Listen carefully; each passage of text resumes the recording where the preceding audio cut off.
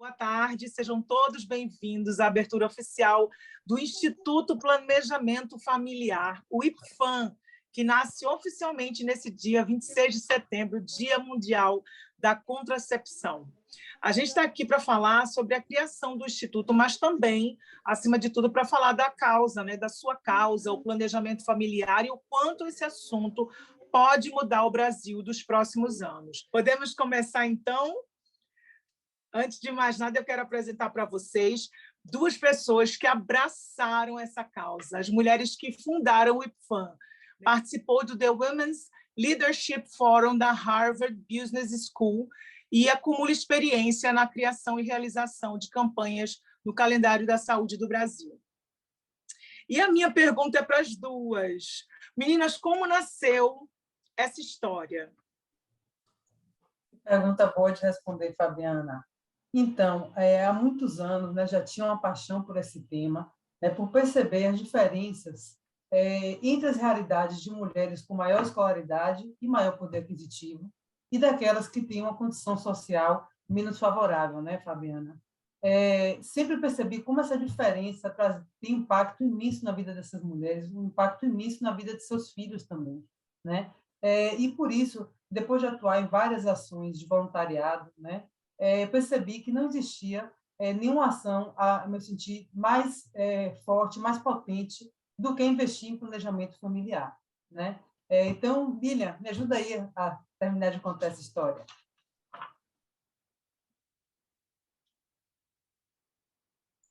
Opa, vamos lá! De fato, é muito prazeroso falar sobre isso.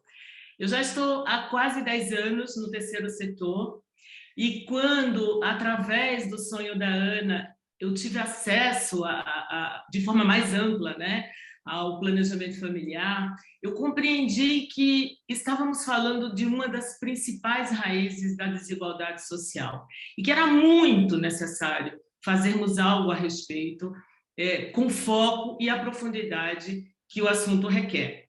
Estávamos, portanto, numa perfeita união. Nós já tínhamos incluído um trecho da entrevista do Dr. Drauzio sobre o planejamento familiar. E hoje muito nos honra tê-lo aqui conosco. É verdade, é sempre uma alegria estar com o Dr. Drauzio e a Ana por levarem esse sonho adiante, né? Eu acho que é muito louvável tudo que vocês estão fazendo e eu tenho certeza de que o trabalho de vocês vai fazer a diferença na vida de muitas pessoas. Então, já que a gente falou no Dr. Drauzio, é hora de chamar esse convidado muito especial, né? Ele que é médico, oncologista, cientista e escritor, há décadas compartilha com a população informações fundamentais sobre saúde e bem-estar, pioneiro no debate sobre a questão do planejamento familiar no Brasil. Boa tarde, doutor Drauzio, é uma honra tê-lo aqui com a gente mais uma vez e revê-lo também. Boa tarde, Fabiana, é um prazer estar aqui com vocês e um prazer ver essa mulherada aí com esses currículos maravilhosos como o da Ana e o da Lilian. É muito legal. Minha geração viu as mulheres ganharem preponderância social. Sempre tiveram na família, né? Mas não na sociedade, né? E ainda, infelizmente, as mulheres ainda ocupam o extrato mais baixo da sociedade brasileira. E as mulheres negras, mais baixo de todos. Então, não acho que, apesar de toda essa vanguarda feminina, ativa, como vocês e tudo, ainda a sociedade brasileira trata as mulheres muito mal mesmo. Trata como cidadãs de segunda classe. Eu sempre me interessei muito por essa questão do planejamento familiar, porque eu circulei muito e tenho circulado pelo Brasil, viajado muito, fazendo essas matérias para televisão e sempre na periferia das cidades. E essa foi uma decisão que eu tomei lá atrás, porque eu acho que a televisão é meio popular e que atinge o Brasil inteiro. E se você apresenta personagens que são dos Jardins ou de Ipanema, você não consegue transmitir essa mensagem para as pessoas mais pobres, porque elas não se veem naquela gente. Dizem, bom, se eu tivesse uma casa dessa, se eu tivesse uma pia de mármore como essa, eu lavava a mão toda hora, não é? Você tem que entrar na casa das pessoas, de pessoas simples, que são as que mais precisam de informação. E sempre me chamou a atenção, e isso eu acho que piorou nos últimos 20 e tantos anos, que é o fato das casas na periferia e nas favelas serem casas conduzidas por mulheres. Eu diria que a casa típica é uma casa que tem uma mulher de 50 anos, que parece que tem 70, em geral judiada pela vida, com excesso de peso, maltratada, com uma filha e 2, 3 crianças, às vezes 2 filhas, com 2 ou 3 crianças. Ela recebe aposentadoria e, com isso, ela sustenta a casa sem homens. As casas na periferia, você não vê homem, é muito raro. Os homens têm filhos e abandonam, simplesmente. Às vezes eram até casados, aí tem 2, 3 filhos e largam dessa mulher e vão engravidar outras mais jovens. E eu disse, mas como é que é possível? A gente finge que não vê, a sociedade brasileira finge que não está vendo esses problemas. A gravidez na adolescência, qual a diferença de uma menina que mora na periferia de São Paulo, engravida aos 14 anos, 15 anos de idade, às vezes até antes, desculpa, às vezes até antes, e as minhas filhas? Por que as minhas filhas não engravidaram nessa idade? Porque viveram outra realidade, né? E, quando iniciaram a vida sexual, tiveram acesso ao planejamento familiar, aos métodos contraceptivos. E essas meninas que engravidam na periferia ou nas favelas, primeiro que não têm... Vocês hoje, as mulheres estão aqui me ouvindo, provavelmente todas elas aqui comigo participando, provavelmente todas vocês acho que engravidaram depois de se formar, de fazer pós-graduação, aí vão engravidar com 35, 36, 40 anos de idade, né? Que é muito comum hoje. E essas meninas não, e a gente fica chocado quando vê uma menina de 14 anos grávida. Eu nunca esqueço de uma menina que eu vi no Médio Rio Negro, na cidade de Barcelos, perto do rio, com uma boneca no colo. E eu achei aquela cena bonita, porque era uma menininha assim, com a boneca olhando para o rio. E quando cheguei perto dela, era uma criança. Era uma criança com outra criança no colo. Era uma menina de 13 anos de idade que já era mãe. Nós não podemos aceitar essa realidade. Doutor Drauzio, eu queria só fazer uma colocação, porque tem uma frase sua que é muito importante, porque isso acaba sendo uma violência, né?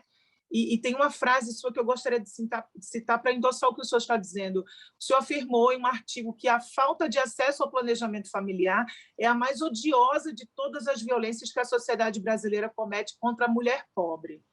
Né? Eu quis citar isso porque o senhor está colocando isso muito bem, e é uma violência, né? Isso é uma violência. Essa é a realidade brasileira. Nós resolvemos, da classe média para frente, resolvemos o nosso problema de planejamento familiar. Eu tive 2 filhas, não quis ter mais filho, ótimo. E isso acontece com todas as pessoas que estudaram, têm uma condição mínima de acesso. Você pega uma menina que grávida aos 14, 15 anos, você fica chocado, mas ela com 17, 18, 19 vai ter o 2º filho, e aos 22 vai ter o 3º. Olha, eu atendo na penitenciária feminina da capital aqui, que é uma cadeia de São Paulo com 2.200 mulheres. Quando eu pego uma menina de 24, 25 anos que não tem filhos, há 2 alternativas. Ou ela é infértil ou é gay. Porque se ela for fértil e heterossexual, ela chega nessa idade com 3, 4 filhos. Um ano e pouco atrás, eu atendi uma menina, na segunda-feira, falou, ai, doutor Drauzio, estou tão feliz hoje. Mas você não escuta isso em cadeia, ninguém diz que está feliz, né? Eu falei, mas por que essa felicidade toda? Porque nasceu minha neta. Eu falei, quantos anos você tem, minha filha? Falou, de 28 anos, estou velha já. E eu tive, depois dessa moça, uma outra com 40 anos cravados e 3 bisnetos. 3 bisnetos aos 40 anos, a idade que as meninas de classe média alta estão engravidando pela primeira vez. Então, isso é uma realidade, porque essas meninas entram na escola, tem um trabalho feito que 72% das meninas que engravidam, menores de idade que engravidam, param de estudar. E tem toda a lógica.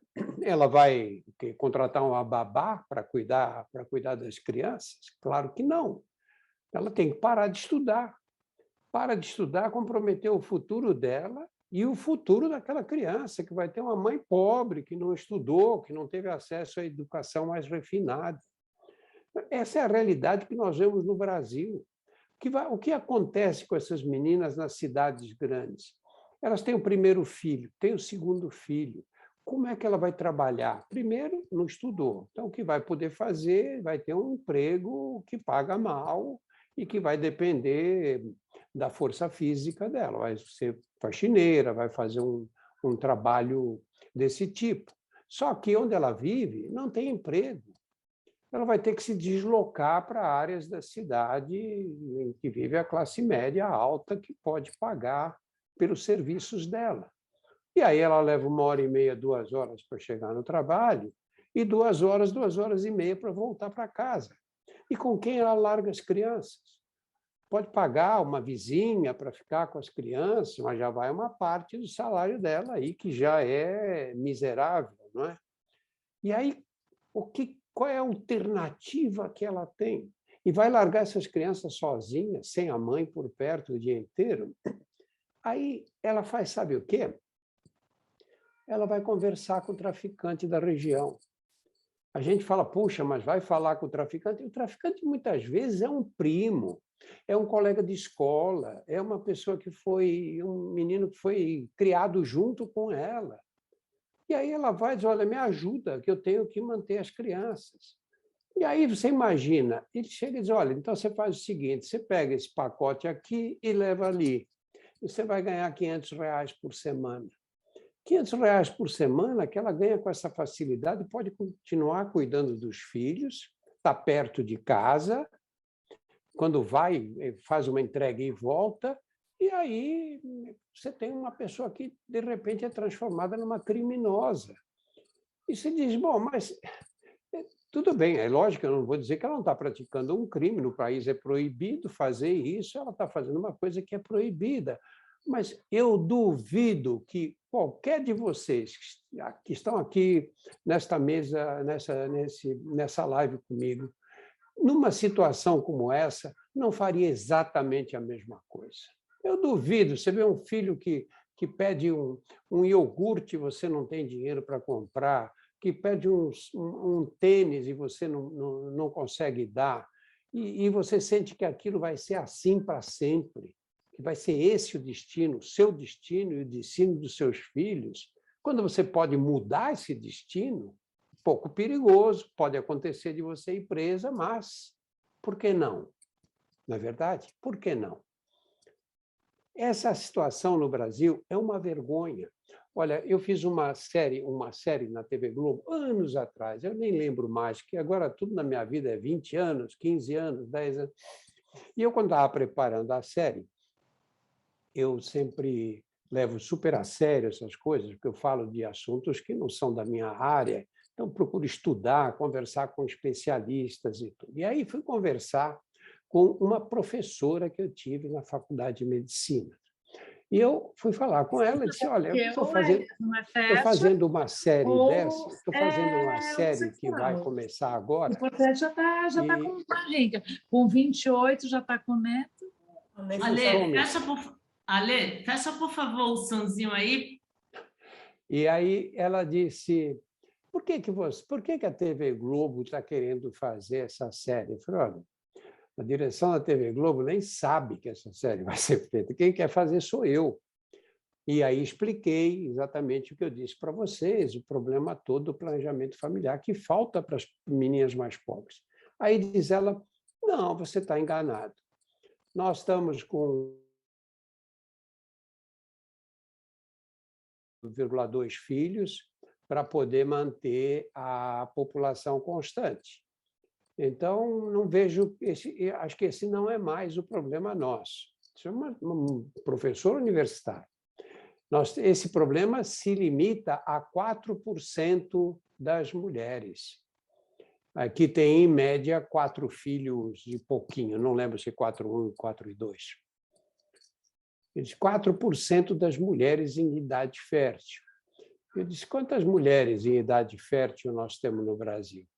Isso depende um pouco do critério que você usa para definir fertilidade, mas você pode pôr aí, eu não lembro o número na época, o Brasil acho que estava com 180 milhões de habitantes, ou 190, por aí naquele tempo, e ela, enfim, esses 4% representavam 4 milhões de mulheres.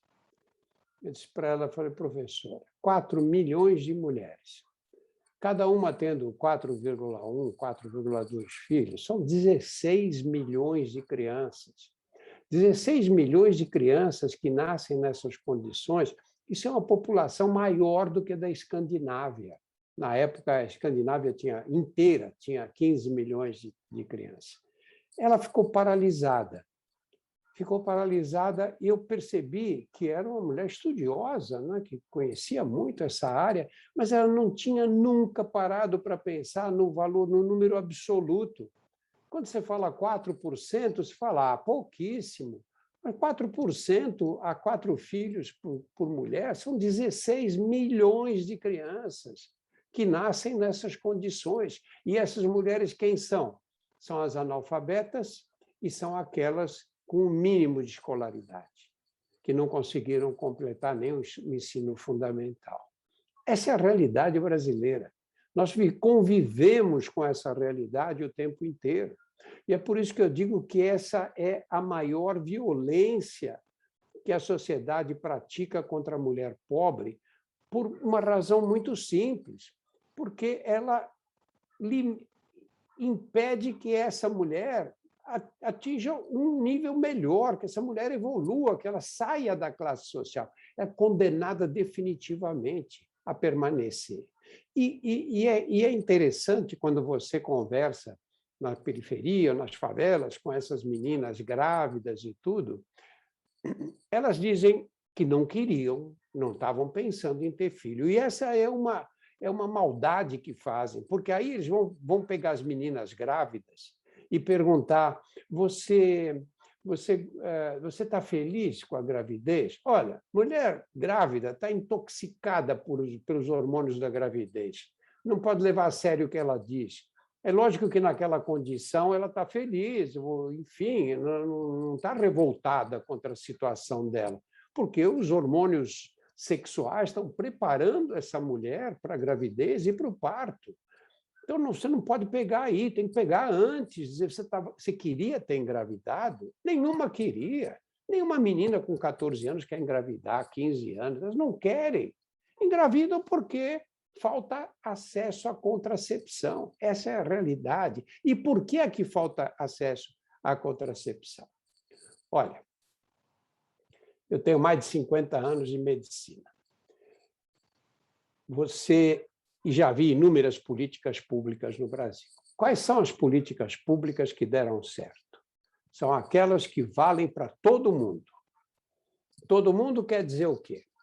Quer dizer que eu tenho AIDS, eu recebo uma receita com os medicamentos. O meu médico particular me deu essa receita.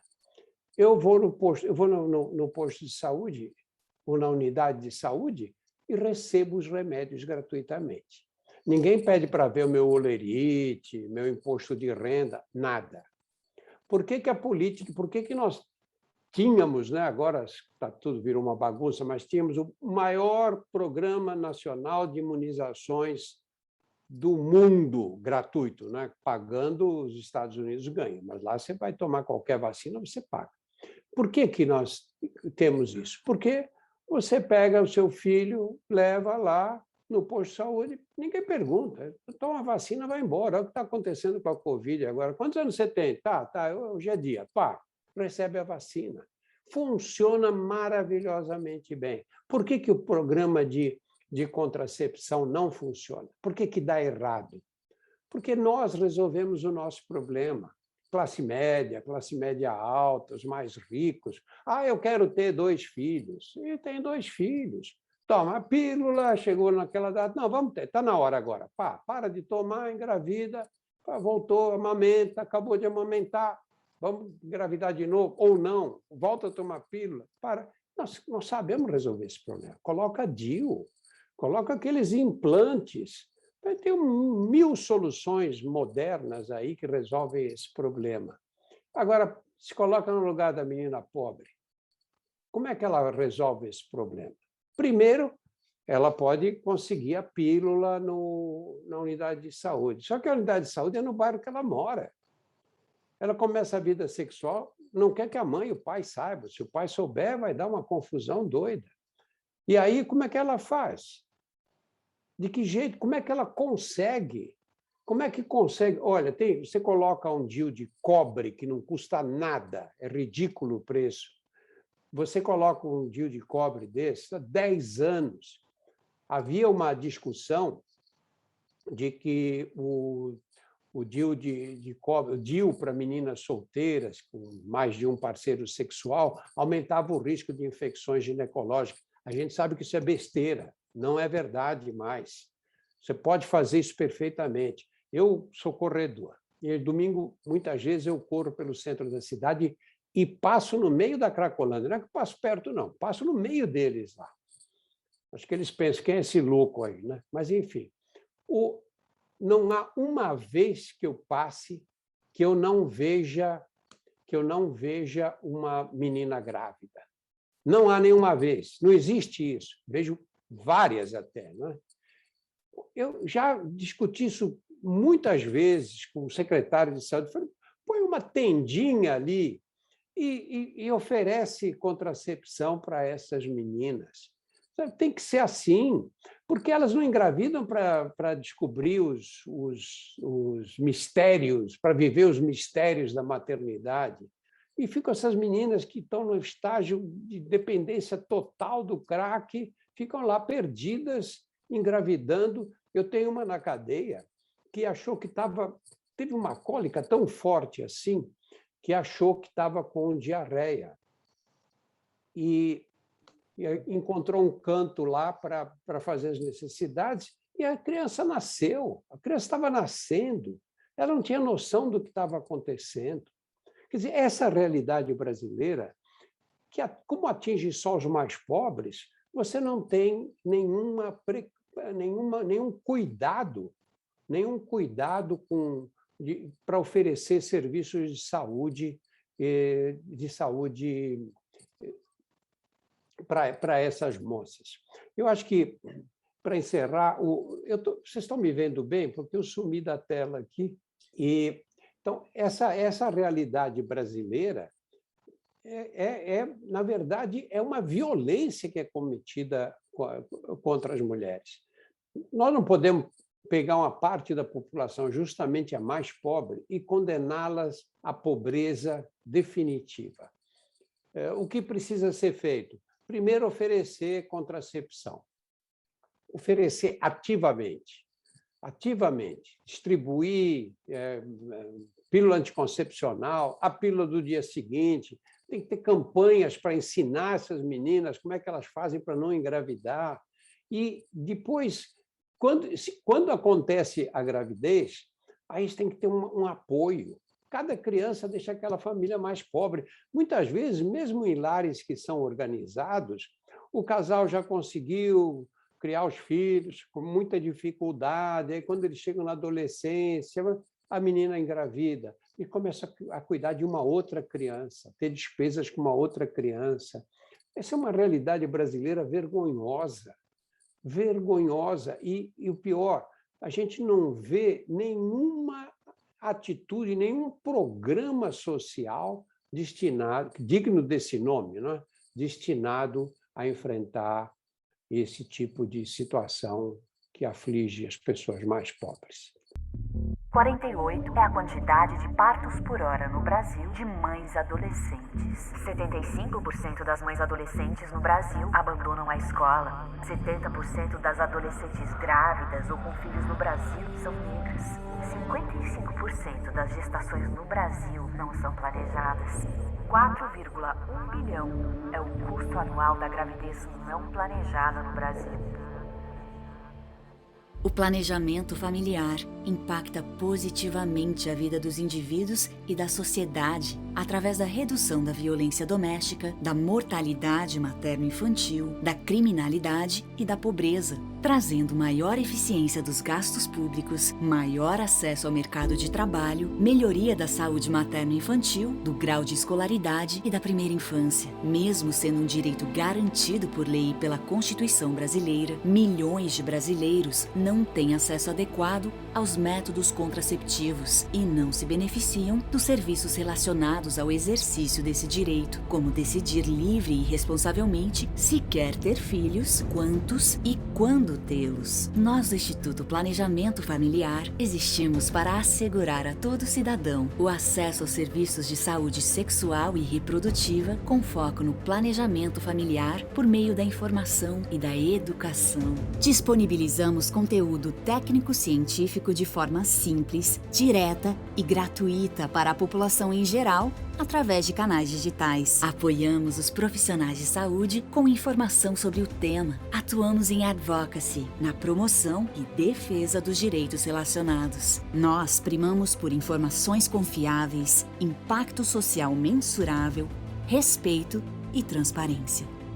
Nossos projetos contribuem diretamente para o desenvolvimento dos ODS da Agenda 2030 da Organização das Nações Unidas, no que diz respeito à garantia do acesso universal aos serviços de saúde sexual e reprodutiva, incluindo o planejamento familiar. Em um mundo amplamente conectado, escolhemos as mídias digitais como estratégia para levar informação segura, confiável e moderna, de forma simples e direta, com a velocidade e capilaridade que a causa do planejamento familiar requer. Se você também quer ser um agente de transformação, apoie essa causa, divulgando, contribuindo financeiramente ou sendo nosso parceiro.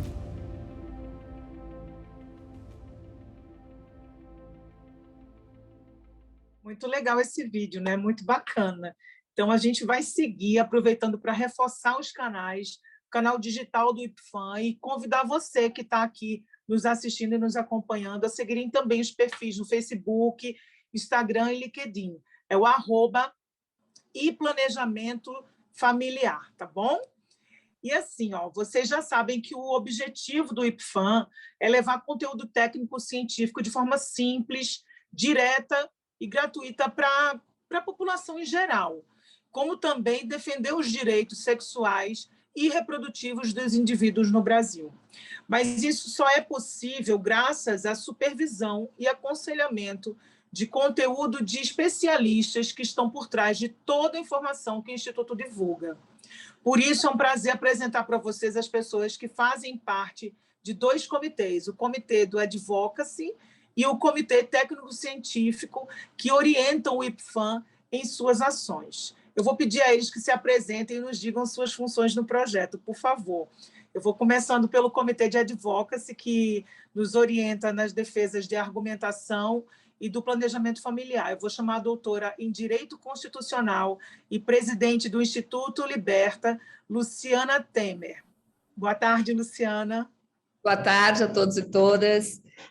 Bom, eu só estou aqui feliz por participar desse movimento, agradecer a Ana e a Lilian o convite, ter o prazer de estar do lado da Silvinha nessa empreitada tão importante, que é o enfrentamento da falta de planejamento existente no Brasil. O Instituto Liberta, que eu presido, trata do enfrentamento da violência sexual contra crianças e adolescentes. A gente já teve o privilégio de ter o Dr. Drauzio Varela num documentário nosso, e essas questões estão todas muito conectadas, não é? A vulnerabilidade social é pano de fundo disso tudo. Então, agradeço o convite e estou à disposição do Instituto. Meu nome é Clarissa Matias, eu sou oncologista clínica e eu gostaria de parabenizar o Instituto de Planejamento Familiar pelo lançamento oficial no dia de hoje e dizer que é uma honra muito grande fazer parte do Conselho Científico desta instituição, que já nasce com um DNA de empoderamento feminino, de empoderamento familiar, da criação de um mundo realmente melhor. Então, mais uma vez, parabéns, sempre contem comigo e contem com uma disposição muito grande em trabalharmos em prol dessa causa que toca no coração de cada uma das pessoas envolvidas.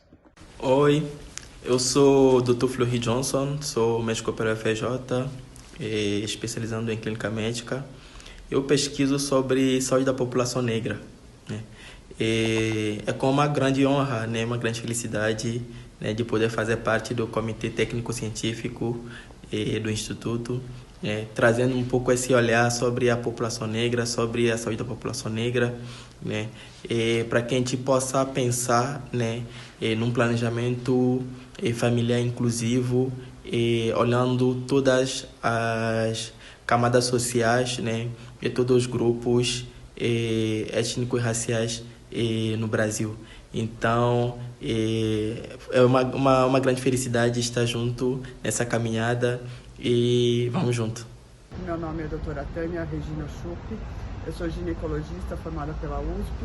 Eu fui convidada pela Lilian para fazer parte desse projeto de planejamento familiar, para dar uma assistência de teoria, da parte técnica de planejamento familiar. É uma honra fazer parte desse projeto. O projeto foi pensado com muito carinho, foi feito com um esmero incrível e tem tudo para ser uma coisa fantástica, que a nossa população brasileira precisa muito disso. Então, eu fico muito feliz de fazer parte desse grupo e estou à disposição para qualquer coisa que precisarem de mim. Muito obrigada. Eu agradeço a cada um de vocês por abraçar essa causa e estar com a gente nessa batalha por um Brasil mais justo.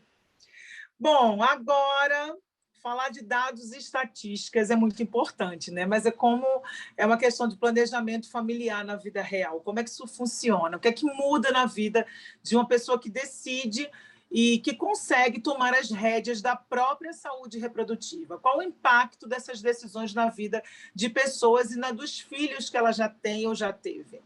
Para falar um pouco sobre isso, convidamos uma pessoa que o Brasil aprendeu a amar através do seu filho, que é o vigoroso Gil do Vigor! Brasil!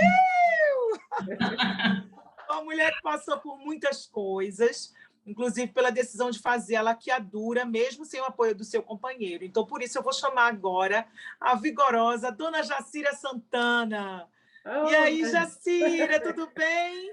Tudo Seja bem, bem-vinda! Obrigada, agradecer pelo convite. É um prazer muito grande aqui estar participando dessa live tão maravilhosa. Tão importante, né? Importante, muito importante. Nossa, estou arrepiada, que coisa boa. Esse encontro estava marcado em algum momento e chegou, né? Glória a Deus. Dona Jacira, me explica uma coisa. Conta um pouquinho para a gente como era a relação da senhora com o pai do Gil. Vocês falavam em planejamento familiar? Evitava-se assim a gravidez de alguma forma? Ou a senhora pensava em ter mais filhos? Quantos filhos você pensava em ter? Na verdade, eu nem sabia o que era planejamento familiar, né? Para começar. Então, assim, era um relacionamento muito conturbado e o homem mandava na mulher. Só que, assim, eu sempre via à frente, tá? E, assim, eu não queria ter filho. Quando eu fui viver com ele, eu fui por volta de entre 17 e 18 anos. Eu só vim ter minha primeira filha com 21 anos. Eu tomava pílula escondido. Eu Escondido, né? Tão grande. Escondido, porque parecia que estava fazendo algo errado. Algo errado, porque a pessoa é o dono, né? É que manda no corpo da pessoa, né? Então, por muito tempo, eu tomava aquelas pílulas e teve algum tempo que eu acho que eu tive algum problema de saúde até. Tomava muito. Algumas vezes ele pegava na minha bolsa, quebrava as pílulas, jogava. E, assim, a primeira filha nasceu. Nesse intervalo, eu tive 2 abortos também. né? Porque realmente é complicado ter filho, não é fácil.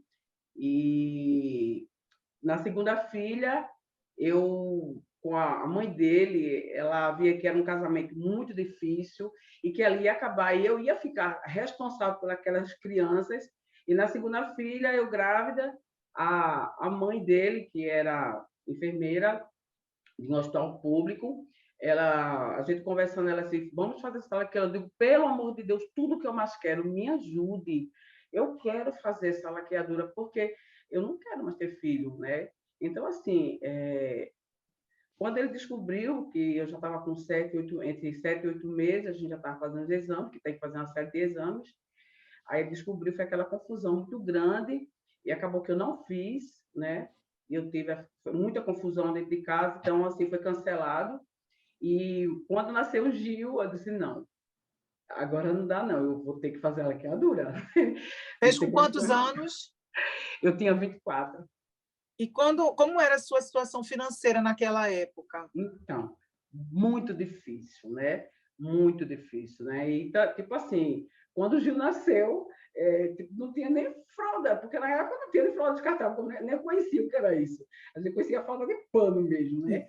Então, assim, não tinha, tem que pedir o resto de alguém, ou das irmãs que já sobrou, e assim, sabe? E assim, pessoa pobre ter filho, como é que vai sustentar? Né? E assim, desde a primeira eu já tinha essa preocupação, a segunda aumentou e o terceiro dia não pode. Então, eu lembro que eu falei com a médica e eu chorei muito, né? Essa médica do SUS, eu tenho muito, muito carinho por ela.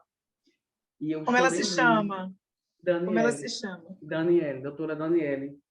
E foi ela que fez o meu parto. Por favor, doutora, faça a minha ligação. Porque na época eu não chamava laqueadura, porque eu não tinha nem o conhecimento dessa palavra, mas eu pedi muito para ela fazer essa ligação. Era ligar as trompas, né? Era ligar as trompas, né? Ligar as trompas. Ligar as trompas. E ela fez essa. Hoje eu digo que foi o maior bem que ela fez, porque eu ia ter mais filhos, né? Eu muito fértil, meus pais tiveram 12 filhos. Eu tinha medo de ter tanto filho, sabe? E eu tinha medo de ter gêmeo, porque assim, eu tinha uma irmã que tinha filhos gêmeos, eu tenho uma irmã que tem 2 filhos gêmeos. Eu digo, se eu tiver gêmeo, eu tinha tanto medo. Eu digo, meu Deus, né? E assim, eu lutei, eu corri atrás, fiz os exames, tudo escondido, e fiz. Aí, quando a senhora não vai ter mais filho, não vai, mãe, ter mais filho. Aquele ali, eu saí do hospital tão feliz na minha vida, sabe? Tão contente. Dona do seu corpo, do seu desejo. Sabe? Porque, no final das contas, separei, criei meus filhos só, com muita dificuldade. Tá? Hoje eu estou muito feliz por ter filhos, mas não é fácil criar 3 filhos sozinha. Tá? Porque quando eu me separei, Gil ficou bem pequenininho, a mais velha tinha 7, Gil tinha 3, entre 2 e 3 anos. Então, foi muito difícil. Eu tenho que trabalhar, porque o doutor Drauzio Varela ele falou, né? Foi muito difícil, da educação, comida, casa, porque eu não tinha, porque eu morava na casa da mãe dele, tá? Eu nunca tive um lar com ele, eu morava dentro da casa da mãe, fui 10 anos vivendo lá. Então, quando eu saí, peguei meus filhos e saí, porque eu não dava mais, não tinha o que fazer. E eu não aguentava mais aquelas situações. Agora não, chega, eu vou criar meus filhos sozinha. E saí, então não foi fácil, foi assim, mas eu tive uma liberdade, né? Mas é muito difícil criar filho sozinha. E eu oriento muito meus filhos, sabe? Porque, assim, é muito bom, é um amor muito grande o filho. Mas esse amor é tão grande que acaba a gente sofre tanto por aquele amor daquelas crianças que a gente tem. Porque a gente não quer que falte pão. Imagina você com um filho, você compra um pão, né? Aí você com 2, você tem que arrumar para 2 pães. Com 3, aí, né? Então, alguém vai sofrer nisso aí. Então, é muito difícil você arrumar comida para 3 crianças, não é fácil. Verdade. E educar, e fazer tudo. A educação que ainda é surreal. Muitas vezes você não tem o dinheiro para comprar um caderninho, né? Um livrinho, alguma coisa que precisa na escola, você não ter. Muitas vezes não tem nem roupa, muitas vezes não tem nem um pão de manhã, tem que vá para a escola logo para comer lá. Então, e é isso que eu ia te perguntar. Era justamente sobre isso. O seu filho Gil foi a primeira pessoa da família a fazer uma faculdade. Hoje ele é um doutorando em economia, né? Aceito por várias universidades americanas. Ô, Glória! Ô, Glória! E a senhora acha que a história dele ter sido diferente, a senhora atribui a você não ter tido mais filhos, porque essa realidade podia ser diferente se você tivesse tido mais filhos, porque você está falando agora, tem que ter o dinheiro do caderno, do livro, né? A gente vê muitas vezes limar o sonho de pessoas que você diz, não vai fazer medicina, não, porque eu não vou ter dinheiro para comprar o livro. Enfim, você acha que se tivesse tido mais filhos, podia ter implicado nessa questão do Gil, de ter sido um cara que conseguiu fazer uma faculdade, porque aí acabou tendo condição, por pouca que fosse, você conseguiu dar apoio, né, para que ele estudasse. Era muito mais difícil, Carla, porque até o apoio para você dar, né? Porque eu era o menor, então, assim, de certa forma, eu dava mais apoio e as irmãs davam mais apoio. Se tivesse mais dois, além de Gilberto, aí tínhamos dois menores, que eu não ia dar tanto apoio, tanto carinho, tanta atenção, né? Se eu tivesse mais um, porque eu tinha mais dois menores para dar conta, para dar amor, carinho, atenção e tudo mais, né? Então, ter muito filho realmente é muito difícil para você cuidar, entendeu? Eu sempre oriento minhas filhas, né? Eu tenho um neto de 10 anos, pelo amor de Deus, a outra tem um filho só, 8 anos. Minha gente, vamos aí, né? Porque filho não é brincadeira, não, sabe? Então, assim, eu sempre vou cuidado, né? Gil, eu não falei que é filho. Não, só que depois eu tiver... ele quer estudar até, né? Quando eu estiver bem, equilibrado. Quando ele estiver bem, se Deus quiser, vem um vigorosinho ou vigorosinha. Se for da vontade dele. Não é? Então, assim, é muito difícil. Eu vim numa cidade muito pobre, Jaboatão, lá tem um lugar muito difícil, assim, eu vejo, como o doutor Drauzio falou, crianças, moças, assim, 16, 14, tudo com filho. Eu tinha muito medo com as minhas filhas, sabe? Eu tinha um medo, às vezes eu trancava lá dentro de casa com medo, né? Mas ainda bem que as minhas filhas, por conta delas, uma tem filho com 24, outra com 26, ou 25.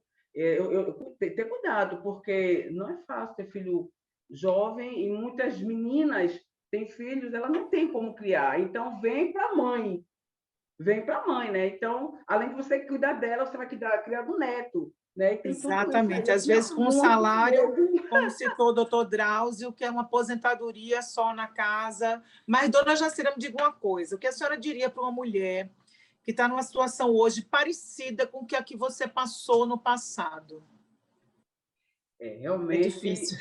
É difícil, mas é olhar para frente e sempre dizer para os seus filhos, estudar. Existe escola pública, tá? Então, assim, estudar, não tem outro meio. Obrigada, meninas, por deixar tão claro a forma de atuação que o IPFAM vai, né, tá aí para todos vocês, para todo mundo poder participar. Então, eu preciso dizer, né, que toda essa construção contou com muitos parceiros, né? E a gente não podia deixar de falar desses parceiros e fornecedores que acreditaram nesse sonho, porque foi muita gente bacana até aqui. Vamos lá, vou citar Babel Asa, Barreiro Mazarotto, Círculo de Criativas Brasil, 2,5, Ezenca Fagna Freitas, Glenn Martins, Helena Alvim, Jana Ricarte, Lais, Obra Prima Filmes, Take Blip e Tide Social. E, nesse momento, o IPFAM abraça todos eles e registrará sua enorme gratidão. Um abração, assim, virtual, uma gratidão tamanha, né? Mas a gente chegou nessa hora final de encerrar nossa live. Infelizmente, eu escutei um porque está tão bom, né? Foi tão maravilhoso, tão esclarecedor. Eu te confesso que eu fiquei aqui emocionada escutando você, e minha cabeça foi lá longe, imaginando a grandiosidade desse projeto, e eu fiquei meio assistindo aqui, esqueci de retomar. Mas é um prazer imenso estar aqui, agradecer de verdade esses parceiros, a todos vocês que estão se empenhando e dando as mãos por algo tão importante, sabe? Tão valioso. E chegou a hora de encerrar a nossa live e falar que foi um prazer conduzir essa conversa aqui com vocês. Você que está nos assistindo e ficou alguma dúvida, se tem vontade de saber mais sobre o IPFAM, enviar um e-mail para contato@iplanejamentoFamiliar.org. Acho que já a gente vai disponibilizar, inclusive, aí no chat, para ter isso bonitinho, para ninguém errar. E pensem na fala do Dr. Drauzio Varela, sabe? Na história de pessoas como a dona Jacira, e em como o planejamento familiar pode efetivamente fazer a diferença no Brasil e na vida de tantas pessoas.